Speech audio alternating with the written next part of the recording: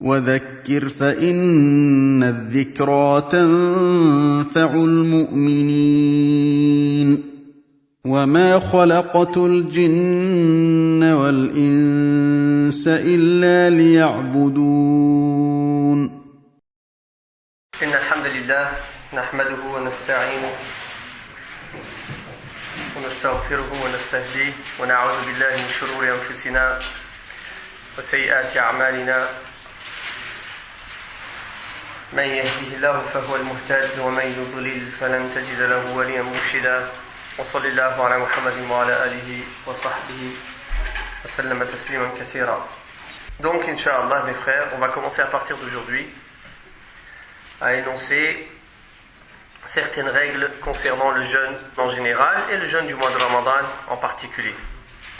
Comme ça, Inch'Allah, nous préparons l'arrivée du mois de Ramadan avec science. Et le musulman, il lui faut absolument adorer son Seigneur avec clairvoyance. Donc il faut que tu saches comment adorer Allah pour que ton adoration elle soit acceptée auprès d'Allah tabaraka wa ta'ala. وأن تقدم هذه العبادة على أحسن الوجوه على أحسن وجه, et que tu fasses cette adoration de la meilleure des manières. Et donc, le jeûne, dans la langue arabe, ça veut dire l'imsak. Comme a dit Maryam, alayhi salam, wa rahimahullah, wa radiyallahu anha, que elle a dévoué ce jour-là un jeûne, mais c'est un jeûne spécial. C'est pas un jeûne où on ne boit pas, on ne mange pas, mais c'est un jeûne où elle ne parlait pas. La définition du jeûne, c'est le fait de ne pas prendre tout ce qui rompt le jeûne, le mufattirat, depuis le lever du fajr as-sadiq, c'est-à-dire la vraie heure du fajr, non pas la fausse heure, parce qu'il y a une fausse heure du fajr. Les gens croient que c'est le fajr, mais c'est pas encore le fajr. Jusqu'au coucher du soleil, avec une intention, car c'est une adoration. Et on a dit à plusieurs reprises, qu'est-ce qui différencie une adoration qui peut différencier deux actes, c'est les mêmes. Apparemment, c'est exactement les mêmes. Il y en a un, c'est une adoration, l'autre, c'est pas une adoration. C'est la seule chose qui différencie, c'est le niyyah. Par exemple, quelqu'un il se lève, il se lave le visage, il se lave les bras, il se lave la tête, les oreilles, les pieds. Mais il n'a pas de niyyah. Dans son cœur, il n'a pas l'intention de se purifier. Ça, c'est pas le wudu. Ça, on n'appellera pas ça le wudu. C'est juste lavé, c'est rafraîchi. Et une autre personne qui fait exactement les mêmes actes avec une niyyah, avec l'intention dans son cœur, il a fait le wudu. Il a fait hadi la ibada, il a fait cette adoration. Kadhalika, quelqu'un il se réveille aujourd'hui, toute la journée il ne mange pas, il ne boit pas, et le soir il mange. Est-ce que c'est un jeûne? Là.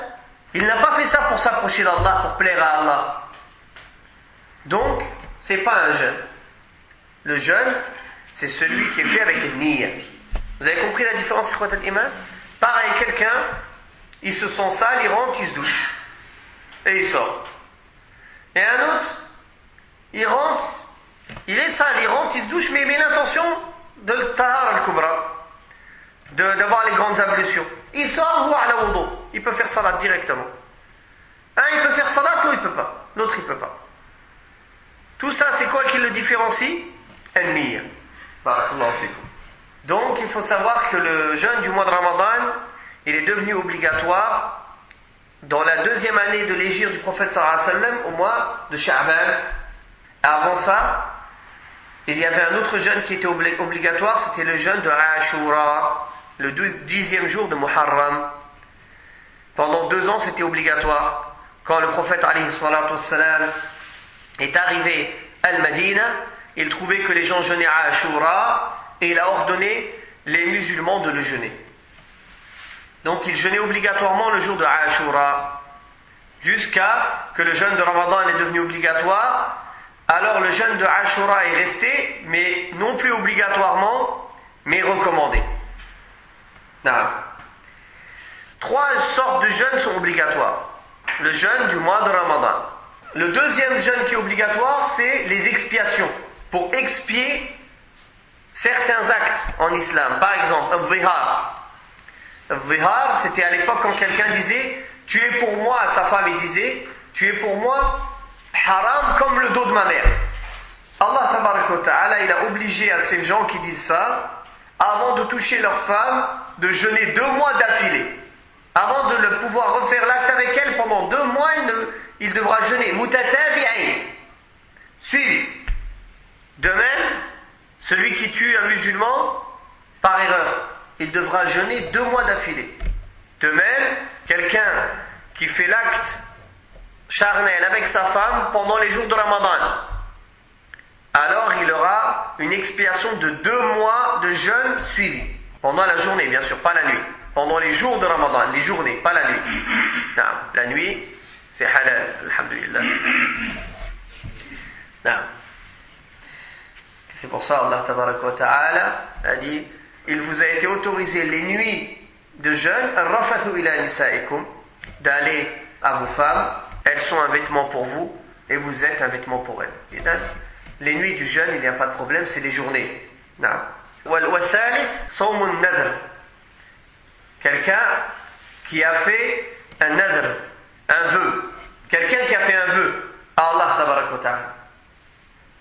Par exemple, il a fait le vœu, Ya Rabbal Alamin, si tu me donnes telle chose, je jeûnerai 10 jours. Il est obligé de jeûner 10 jours. C'est wajib alayh.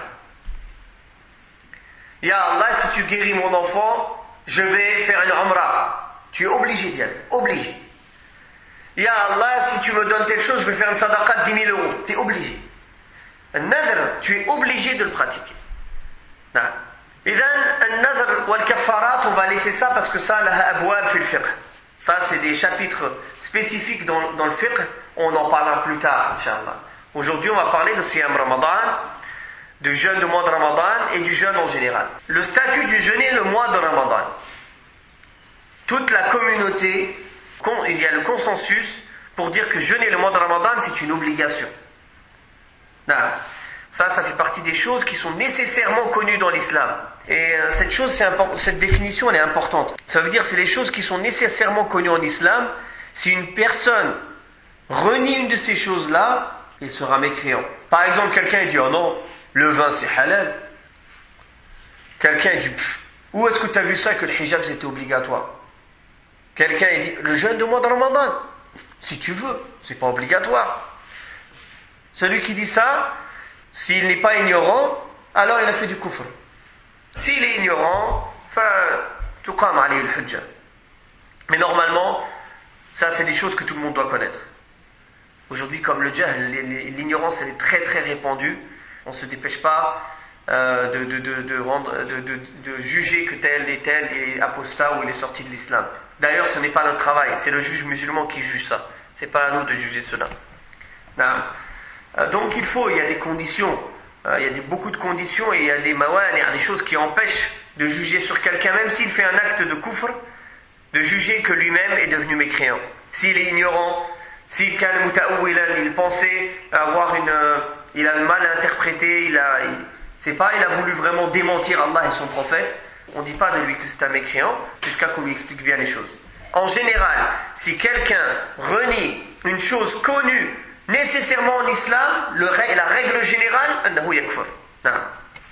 Donc, awalan, le dalil min al-kitab du Coran, ô vous qui avez cru, le jeûne vous a été prescrit, comme il a été prescrit à ceux qui étaient avant vous, peut-être atteindriez-vous la piété. Wa min as-sunnati قول رسول الله صلى الله عليه وآله وسلم في الحديث الصحيح والحديث رواه البخاري.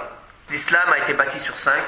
شهادة أن لا إله إلا الله وأن محمد رسول الله وإقامة الصلاة وإيتاء الزكاة وصوم رمضان وحج البيت لمن استطاع إليه سبيلا.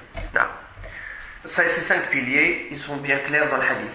كذلك il y a un autre hadith, et ce hadith, barakallahu fikum, j'aimerais bien que vous le répandiez autour de vous, à tous les shabab, à tous ces jeunes que je sais ou alors des moins jeunes qui pendant le Ramadan se permettent de rompre le jeûne en cachette, qu'ils écoutent ce hadith. Peut-être ils auront peur et ils ne le feront pas. Surtout maintenant que la chaleur arrive et les journées sont longues. Il ne faut pas hésiter à motiver les gens à jeûner et aussi à les mettre en garde de ne pas jeûner. Donc le fait de rompre, comme on a dit, Man aftara yawman min ayami Ramadan faqad ata kabiratan min al-kaba'ir. Il a fait un grand péché. Donc ce hadith, c'est un long rêve que le prophète sallallahu alayhi wa sallam a fait. Et dans ce rêve, il était avec deux personnes, il était en fait avec Jibril et Mikaïl. Et il a vu plusieurs sortes de personnes dans ce rêve. Parmi les gens qu'il a vus dans ce rêve, pendant qu'il a marché, il a dit: j'étais dans une plaine proche des montagnes, j'ai entendu des voix très fortes. J'ai dit: que sont ces voix? Ils ont dit: ce sont les cris des gens de l'enfer. Puis on m'a emmené dans les vallées des montagnes, j'ai vu des gens accrochés par leur talon d'Achille. Leur bouche était ouverte, coupée, et le sang coulait de leur bouche. C'est-à-dire la tête à l'envers, accrochée par leur talon d'Achille. Il a dit: qui sont ceux-là? Ils ont dit: ce sont ceux qui ont rompu le jeûne avant que ce soit le moment de le rompre. Et là, regardez le châtiment de celui qui rompt le jeûne amdan. Celui qui rompt le jeûne pendant Ramadan consciemment et qui ne fait pas le jeûne, voilà ce que sera son châtiment. Donc regardez ce qu'ils ont dit les ulama sur la question de ne pas jeûner le mois de Ramadan, et on va s'arrêter là pour aujourd'hui, Inch'Allah. Al-Hafidh al-Dhahabi, rahimahullah, a dit: c'est connu chez les croyants, quand il dit عند المؤمنين, c'est-à-dire chez les savants et chez les croyants pieux, que celui qui jeûne, qui laisse le jeûne du mois de Ramadan sans raison valable, sans excuse, il est pire que le fornicateur et celui qui boit et l'alcoolique. Mais ils ont même des doutes pour savoir est-ce qu'il est musulman ou non, cette personne. Il y a des doutes. Et ils disent que c'est un zindiq. Un zindiq, c'est un apostat ou quelqu'un, il joue avec la religion. Et Cheikh l'Islam Ibn Taymiyyah rahimahullah a dit: celui qui rompt pendant le mois de Ramadan en rendant ça halal, en disant oui c'est halal, c'est permis de rompre, et il sait que c'est haram de rompre pendant le mois de Ramadan, et il dit que c'est halal, il rend ça halal, il est obligé aux dirigeants des musulmans dans un pays musulman de le tuer, de le condamner à mort. Non. Pour vous dire la gravité. Mais si c'est un pervers, il ne dit pas que c'est halal, tout en sachant que c'est haram de rompre pendant le mois de Ramadan, et lui il dit non c'est halal, tu peux, mais il ne rompt pas, il aura quand même un châtiment. Il est obligatoire pour le responsable des musulmans de l'attraper, de le faire juger, de lui donner une punition pour ce jour qu'il n'a pas jeûné. Voilà l'importance du jeûne de mois de Ramadan et sa place en islam et son statut. Et subhanallah, avec les dernières années, plus ça va, plus j'ai l'impression qu'il y a de plus en plus de gens qui ne jeûnent pas. Et surtout chez la jeunesse. Donc barakallahu fikum, que celui qui est témoin parmi vous aussi aujourd'hui, qu'il transmette à l'absent. Wa sallallahu ala Muhammadin wa ala alihi wa sahbihi wa sallam, walhamdulillahi rabbil alamin. وقل رب زدني علما